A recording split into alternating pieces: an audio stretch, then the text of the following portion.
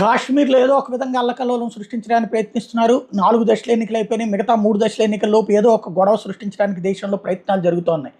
ఈ దశలో కాశ్మీర్లోకి డ్రోన్లు పెద్ద ఎత్తున ఎలక్షన్స్ ప్రారంభమయ్యాకనే డ్రోన్లు వచ్చినాయి అన్నట్టు ఇంతకుముందు ఒక వీడియో కూడా నేను పోస్ట్ చేశాను. ఒక కుట్ర అయితే ప్రారంభమైంది. కిందసారి పుల్వామా అట్లాగే అంతకుముందు పఠాన్కోట్ లాంటి ఇన్సిడెంట్స్ చేద్దాం అనుకుంటే ఇప్పుడు సైన్యం అప్రమత్తంగా ఉంటుంది కాబట్టి కొంచెం వెనకాడుతున్నారు.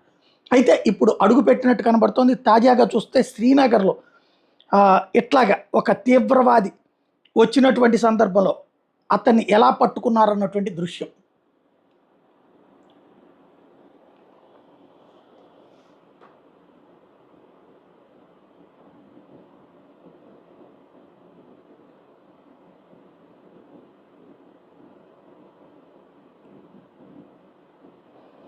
దాడి చేయడానికి వచ్చినటువంటి తీవ్రవాదిని పట్టుకున్నటువంటి దృశ్యం